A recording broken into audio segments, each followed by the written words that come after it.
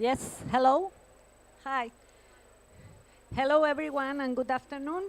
Thank you very much for coming to this event of Development Bank of Latin America, jointly with Bird International Life and the Asian Bank of Development. Today, we had the pleasure to introduce one issue which is very important for CAF, but is something that our colleagues know very well, which is the relevance of the flyways, bird flyways for environment and climate change. We are in the climate change conference, and we would like to share with you something we have been working on, which is how we can understand the way the flyways work and the relevance of birds regarding the good health of the environment. In CAF, we have made an important bet right now to devote 40% of our portfolio to green finance and climate change and biodiversity. And we consider that we need to be innovative. We think that it's important that we work with those who have experience in biodiversity for many years, and that could help us to understand what are the most relevant issues we should work in, and where we should put our resources, and how we could help countries to really take care of biodiversity, and also to have the less possible impact on climate. We have seen this initiative as something that could be very important for us. We have been working with Birdlife International, and also we are in conversations with Audubon in order to really be able to incorporate the relevance of the bird flyways in America in our portfolio. How could we be sure that our projects are completely consistent with the health of the birds and the way they are traveling in the world, and how could we make sure that our green infrastructures are good for them. They can find the food, they can find the spaces to have a rest, and to some extent to make sure that the ecosystems they have around are alive as they should be. For us, it's something new, so we are very happy to work with you and to learn about Asian Development Bank experience with Birdlife International. We have been talking very much about how is that possible that we have a measurement unit of biodiversity. This is very difficult. When we talk about climate change, we all know about the importance of reducing the greenhouse emissions. When we talk about adaptation, we know to some extent what is the impact, economic impact of climate change. But when we talk about nature-based solutions and biodiversity, it's very difficult to identify how to measure that. And we have found that birds could help us very much. Birds could be an indicator of environmental health. And we know that in Latin America, we have, I would say, the biggest amount of birds in the world. So that's why we consider that if we are able to take care of these flyways, we will be able to take care of our environment, our biodiversity, and of course the climate change, which is part of that. So today the aim of this conversation is to learn a little bit more about the initiatives that Birdlife International has been promoting, also with Audubon, and also to learn about the experience that the Asian Development Bank, Warren Evans, you have with Birdlife International, and to further work in this issue in order to implement a joint strategy and partnership with you in order to really make sure that our portfolio is completely consistent with the flyways in our region, and then have a very healthy environment. So thank you very much. I will sit right now, and I would like first Patricia to introduce you. Well, she is the person She's the CEO of Birdlife International, is the first Latin American woman and person that is chairing this important institution, and for me it's a big pleasure to have you here. I really appreciate that, and of course it's a real pleasure to be to work with you in order to introduce this concept, innovative concept in our portfolio. So thank you. You have the floor. I would like to hear about your experience. Thank you. You want to sit there? Well, hi everybody here and also online. I know that we're streaming this on YouTube right now. As you heard, I'm Patricia Zurita. I'm the Chief Executive of Birdlife International. For those of you who are not familiar with Birdlife, we are the largest partnership of civil society organizations in the planet. There's more than 115 organizations around the world working under the umbrella of Birdlife. Birds bring us together, and I'm going to show you today how birds are actually bringing not only the conservation sector together, but us and the development banks as well. So, as Alicia said, and thank you so much for that introduction, birds migrate. A third of the 11,000 species of birds migrate to find food or a home to nest. And these are the 8 major flyways of the planet. Next, please. So they do amazing journeys. This is a bar-tailed godwit that uses the East Asian Australasian flyway. In September 2020, we managed to measure how incredible this journey is. I'll tell you in a minute. I know that you're looking at me. So we tracked not only Birdlife, but a series of other organizations tracked a bar-tailed godwit and found out that it flew and it broke the record, and it flew 11,000 kilometers. 12,000 kilometers in 11 days. Non-stop. It didn't stop to sleep. It was flying day and night to get from Alaska to New Zealand. Now, I was going to show you this as the record. Next, please. It just so happens that 2 weeks ago, the record was broken by a 4-month bird that weighed 270 grams. Picture 2 bottles of water. That's how much that bird weighs. And it flew 13,500 kilometers in 11 days and 11 nights. So that's the magic of migration. Next.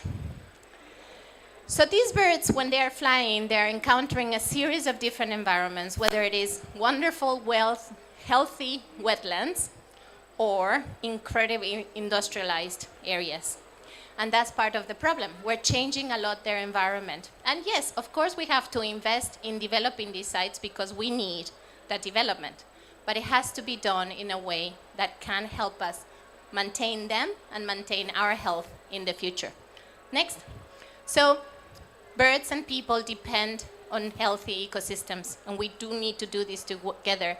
And we depend on these sites for livelihoods, for food, for our climate stability, for ecosystem services, and for social cultural values. Next. So we at Birdlife, all of these wonderful 115 organizations around the world, have been working on flyway health and stabilization for a long time.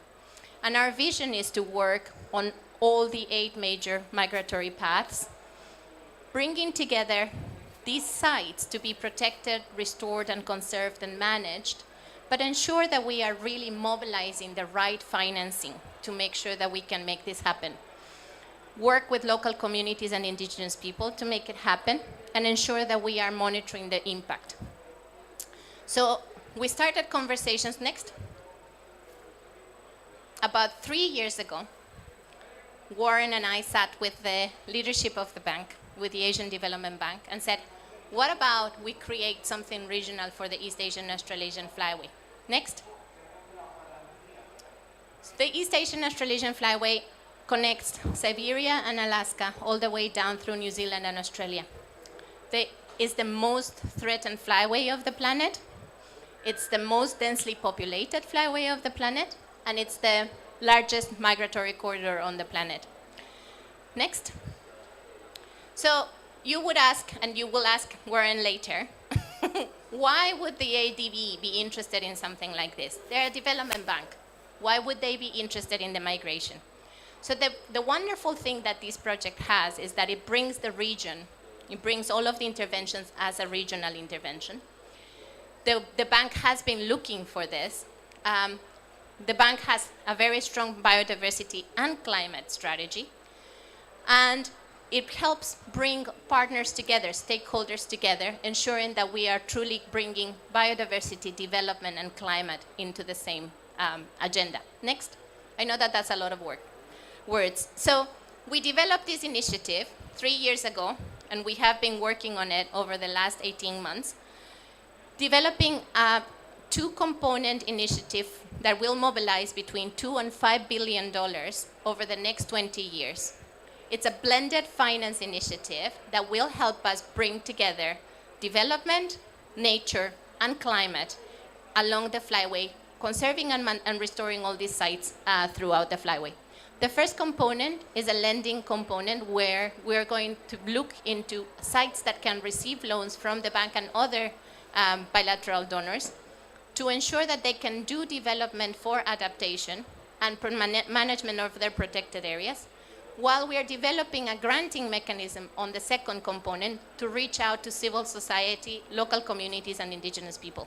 So the idea is to bring these two elements together, blending public and private funding, local, national, and regional financing, but also ensuring that there is both indigenous and local community implementation as well as national and regional governments. Next. So during this year, in association with the East Asian Australasian Flyway Partnership, the bank and us have been identifying the most important places in 12 countries of the flyway. And the idea would be that this will be the pearls of that string of pearls that can help us test how can we mobilize financing for restoration, adaptation, mitigation, and biodiversity conservation. Next. So, as I said, it's a pipeline of $2 to $5 billion over the next 20 years. We are hoping that we will mobilize between $10 and $50 million per site, and that it will be, as I said, a blended finance mechanism of bilateral, multilateral, and private donors reaching out these governments. Next.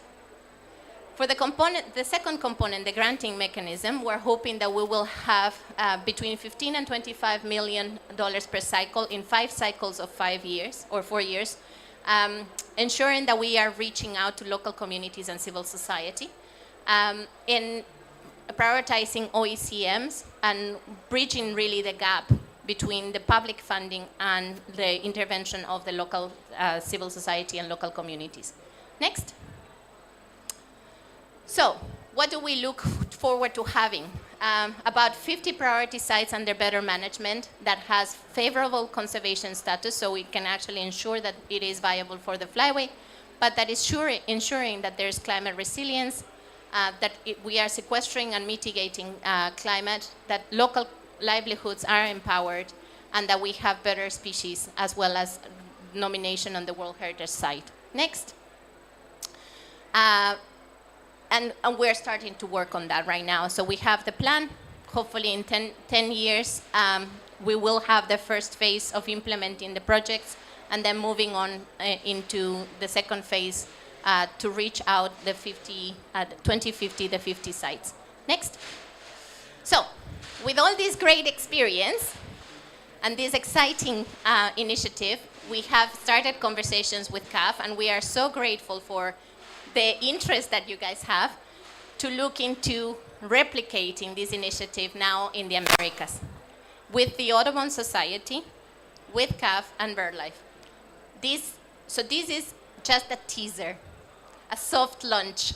The real launch is going to happen in Montreal. So for those of you who are going to come for the CBD COP, come to the very big party where we'll be announcing in big shots how are we going to do this in the Americas. Next. So the intention is to have all similar model, basically understanding that we have lost almost 3 billion individual birds in the Americas, that we connect all of these sites that are not going to be only wetlands and not only coastal wetlands, but also forest areas, at the hemispheric level. Next. And the interesting thing here is that we bring, again, the experience of the bank, the experience of BirdLife, and the experience of Audubon as a regional organization to ensure that we can replicate the initiative in Asia for the Americas. Next. So the vision is that we will have these migratory birds really guiding the investment on development and conservation to ensure that we can maintain them in the long run and that we can truly mobilize significant resources to bring together climate development and biodiversity in the region. Next.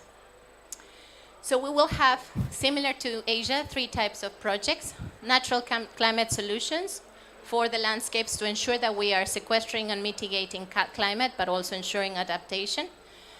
Bird-friendly large-scale development initiatives that will help us with green infrastructure for adaptation and for development, and ensuring that we can strengthen the resilience of local communities and local societies. Next. So what is really interesting about this for us, from the perspective of BirdLife, is that truly we're putting nature at the heart of everything. Nature becomes the center of a climate and development initiative that is bringing private and public money together through loans and grants. But nature is at the heart, and the flyways are helping us make this happen. So we're really excited about launching this with you in Montreal. We're really grateful to all of the fantastic support that we have received from the Asian Development Bank and for the initiative that we started with you guys that I think is absolutely transformational, and incredibly grateful to CAF because you guys have picked up the idea and we're really going to take this to the Americas. So thank you so much.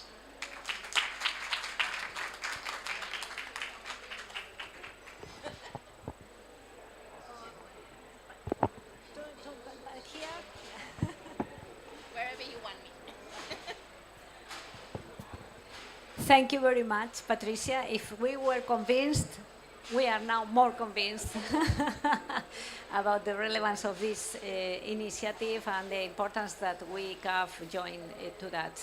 So thanks a lot, and I would like to have a short conversation with you both to learn a little bit more about the experience and how multilateral development institutions can really be involved in this initiative, which is not conventional, I would say. Is, for us, implies some changes in the way we work.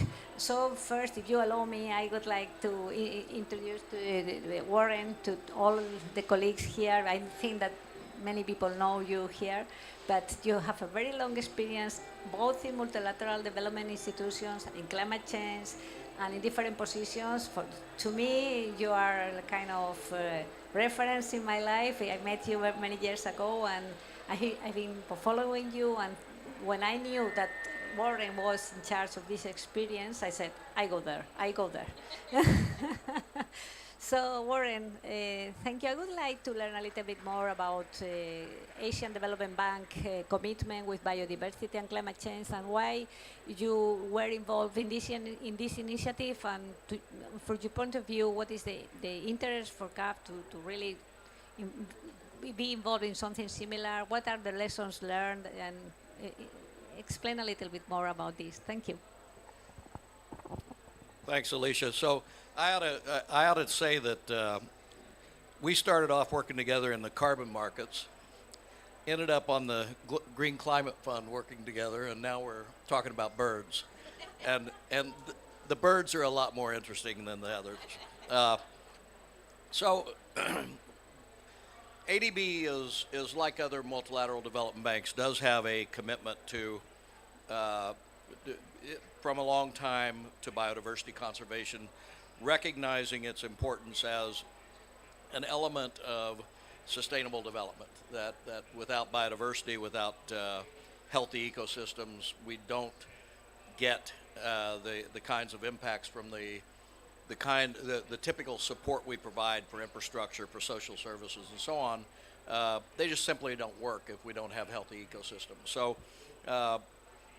in my career, I've seen the MDBs, the multilateral development banks, go from quite high in terms of supporting biodiversity conservation to quite low.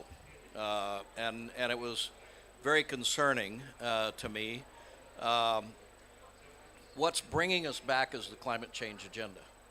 So, there's a recognition among all of us that, again, you can't support development in developing countries if you don't address the risks of climate change impacts and support the reduction of GHG emissions. It just simply won't work. We can't do development without addressing climate change.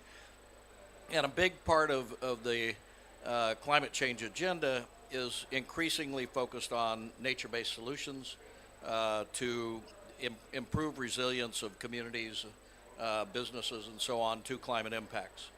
And so, when you look at wetlands in particular, coastal zone, coastal mangroves, and so on, and inland wetlands, the benefits of conservation of those areas to reducing, to basically capturing carbon,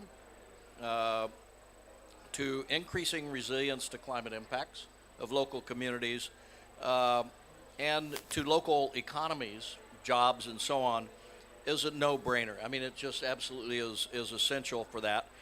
And in addition, we get the biodiversity benefits. So, depending on who we're talking to here, I can start with climate, I can start with biodiversity, I can start with the poverty reduction. So they're all equally important. So if we just take a step back, just a little bit of history that helped us sell this in ADB. China borrowed from ADB about, it was several years ago, about $30 million. China put $30 million in, and the GEF provided a $1.5 million grant to conserve some of the most important wetlands. It piloted a program for ecosystem service, payment for ecosystem services, which was quite interesting. But more important, it generated, in addition to the biodiversity benefits, the benefit for bird life, for birds, which was very substantial, and other wildlife. The jobs, the increase in ecotourism, the paybacks were phenomenal. So when we started talking about the flyway, it was a fairly easy sell in ADB to say, look, we've already demonstrated that this has financial and economic viability, and it's absolutely essential if we're going to increase climate resilience of local communities and have a major impact on biodiversity across the region. So that made it fairly easy for Patricia and I to convince the powers that be in ADB to get behind this, and it's grown so fast. And I guess the last thing I'll mention is what's becoming more and more exciting is the reality that this is going to open unbelievable opportunities for innovative financing. So we're looking at nature-based bond issues at both the local and international levels. So domestic resource mobilization for conservation of these kind of sites, but also on the international markets. And some other quite innovative initiatives we think will come out of this. So this is going to open the door for, I think, a new era in the biodiversity, food security, which I didn't mention, climate resilience, and sustainable economic development for all of us. And I'm really happy that we're now going to your region, because one of those flyways goes right through the middle of where I grew up. And I'm really happy to see that that's going to help save some wetlands where I grew up. Thanks. Thank you very much. Very inspiring and very useful, because sometimes it's really a challenge to conciliate the dialogue among finance people and environment and birds people. So I think that you got it, and it's very, very interesting. And of course, I will consult you to learn how did you get that. But now, Patricia, your presentation has been very good and very useful and very enlightening because we see the different elements that can be involved. But I would like if you could go deep in some of the questions you mentioned, particularly you made the reference to the agricultural sector, tourism sector you mentioned too. I would like if you further develop these issues, how working with the flyways and with the birds could really make possible to improve other sectors, and in particular those who are related to that are related to climate change. Thank you. And I will just reiterate what Warren said. It's such a pleasure to work with you guys, and so exciting that we are moving to my region now with this initiative. Not only your flyway, my region. So the interesting thing is that because we're using birds, and they are moving through these different sites, we are identifying sites that are crucial for agriculture, crucial for fisheries, crucial for forestry, crucial for a lot of different productive systems that are going to have to adapt to climate change. And the more that we look into these sites, making a shift into a sustainability in terms of the nature system, the more these communities are going to be resilient to the changes that climate is bringing. So the intention is to use the path of the birds to identify these sites and look into how can we improve agricultural sites, looking into whether it is agroforestry, whether it is sustainable restoration of key areas that are in agriculture, whether it is conservation and maintenance of water systems, so they can actually continue to benefit for agriculture from those water streams, and connect to that Warren was saying, the payment for ecosystem services, or the acknowledging that these areas are providing services, so then we can get these communities to continue to produce, not only for their own benefit and their food security, but for the development of those regions.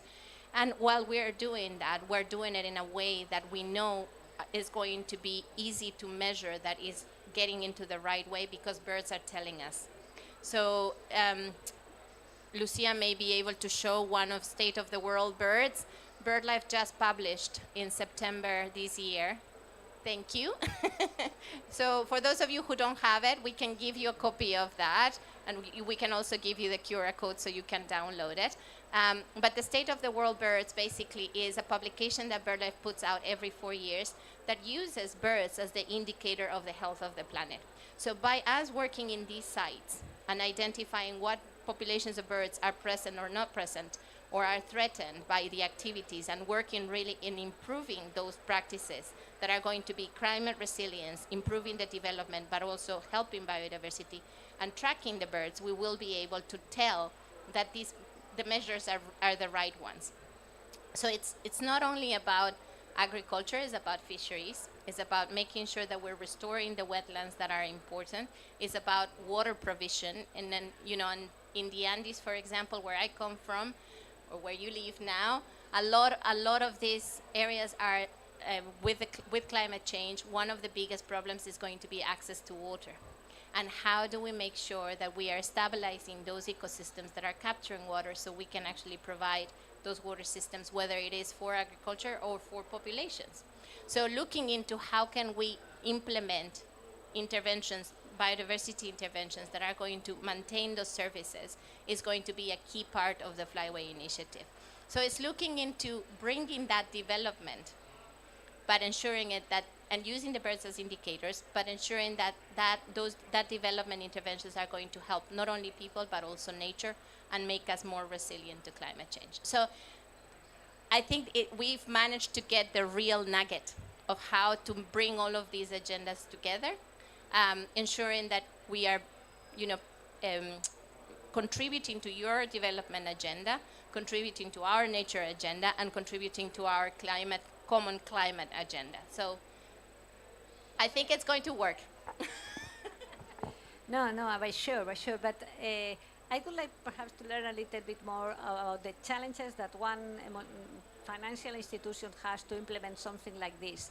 Because CAF, one of our characteristics is that we are quite flexible. We work in a quite agile manner with the countries. We are able to have a very close dialogue with them when developing projects. My fear, our fear, is that introducing this new, even though we are very convinced, but to be pragmatic and to be clear, to introduce this kind of indicator in our programs could be perhaps a difficult step to fulfill in some cases, difficult condition. So I wonder how are you managing that in the ADB? Is this something that has been difficult to integrate within the teams, the working teams, or how did you manage? And please say, was it very easy? Coercion. So a couple of things. I mean, first off, the fact that we have a successful project completed in China that's linked to this, that ended up being the basis of a World Heritage Site declared with a lot of help from Birdlife, makes it a lot easier because we have a success story to build upon. That doesn't necessarily help in a country like Cambodia or Vietnam. So basically, you've got to generate the demand. So we have to provide financing based on a demand from the client countries. I think that the focus on climate resilience, food security, not on the birds so much, but on the other benefits of restoring and managing critical wetlands. Mangroves in our region are absolutely critical for reducing the impacts of cyclones and typhoons, which are increasing in frequency and intensity. So it's important to focus on the benefits to the country, the local community, and the economy. And then, by the way, in addition, this is going to help save a critical flyway.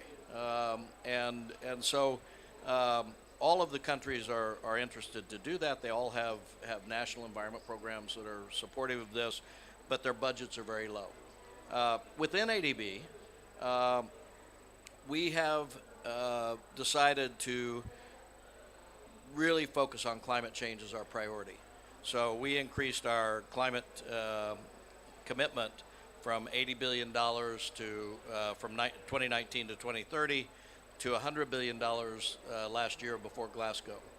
The bulk of that additional $20 billion is going to go to climate resilience and adaptation, recognizing that we have to deal with the risks and impacts that countries are suffering from climate impacts now. And a major way of doing that is through nature-based solutions, and there aren't very many better nature-based solutions than wetland restoration and management. And so it really is, it's having the kind of analytical work, upstream analytical work that demonstrates the benefits, the risks and the benefits, and then applying that to the country situation. So we're actually, well, and finally I would say that the excitement around innovative financing in an institution like ours is a big deal. People love doing that, right? And so that also has generated a large amount of interest in ADB. It doesn't hurt that our president, our managing director general, and the vice president who covers most of the flyway are absolutely supportive as well.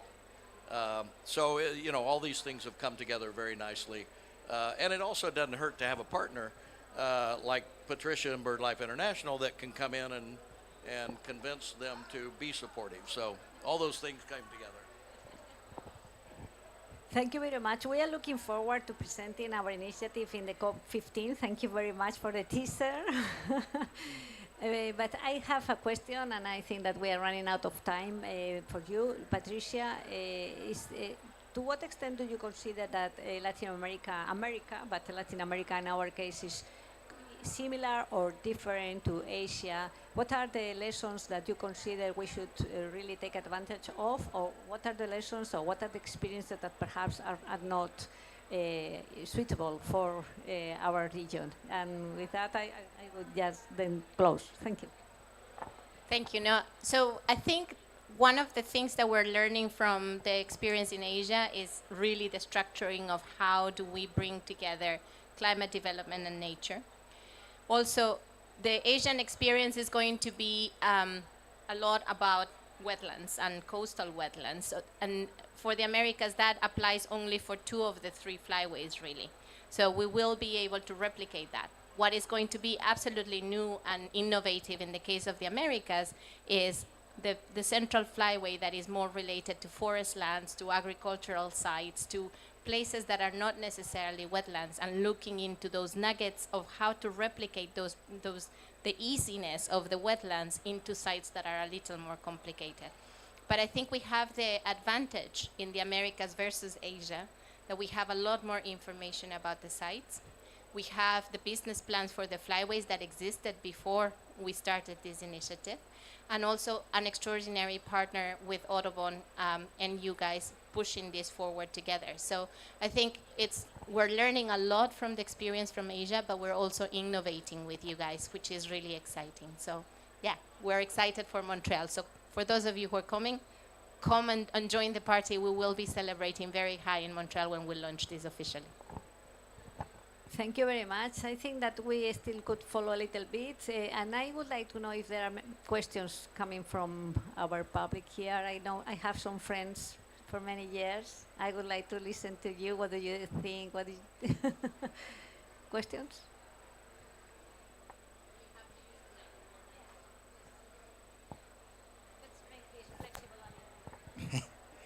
Great to see you, Alicia. Alicia and I knew each other when she was the director of the Climate Change Office in Spain. I'm David Howell from SEO Birdlife, our national partner in Spain. And I guess my question, seeing these amazing initiatives, is fantastic to see this partnership and the way we've pulled it together, is how do we get these messages into the negotiations? Because these are incredible projects, and we're linking biodiversity and climate finance, and we're having a big fight here right now about how do we link the CBD finance with the climate convention finance. So just a little challenge for you guys maybe to respond to. How do we get these messages into the negotiations? Thanks.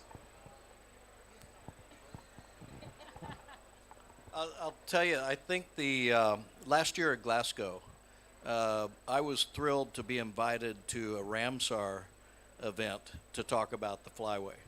That was the first time I'd ever seen Ramsar at a climate COP. So that was a great sign, I think. And so I think the noise around, the positive noise around nature-based solutions for adaptation, for climate resilience, has grown dramatically. The experience is growing dramatically, while the impacts of climate change are just hammering so many countries all over the world. So I guess the way to get it embedded in the negotiations, and I'm not sure about mixing COP15 and COP27, the climate and biodiversity COP. I've been around too long to be too optimistic about that. But I do think that the way to get this into the climate negotiations is to really, again, continue to highlight the linkages between building resilience of poor communities in Pakistan to the kind of flooding that they had recently, to the rehabilitation, conservation of ecosystems. And this is true across the region. And so I think that the more that we document, build on that, and link what's happening today, devastating impacts all over, to healthy ecosystems versus not healthy ecosystems is the best way. I'm going to add 2 things. One, I think it's our responsibility to speak more about this type of initiatives. And yes, they are just starting, but the fact that we have the interest of 2 regional banks, it's a huge thing. And we need to be telling the story a lot more from our side. The banks have to be telling their story from their own side, and we hope that the countries will start telling the story from their own side soon. I think the second thing that is really important is to emphasize the fact that we are making it practical. So it's way beyond the discussion. It's actually about implementing and putting action behind the words. And for the first time, we're looking at mobilizing serious amount of money. I mean, we're not talking about the typical project of $2 million for 3 years. We're talking about mobilizing between the 2 flyways. We could be mobilizing $10 billion in the next 20 years. And if that happens, then we're seriously mobilizing finance for nature that generates jobs, that creates climate resilience, and that enables nature to be healthy and sustainable. So I think we have to grab those elements and make them shine with the first point that I was talking about, and take advantage of the fact that it's not us, the tree huggers, talking about this. It's not us, the birders, talking about this. It's actually the development banks that have taken on the initiative, and that we can actually push it to the next level.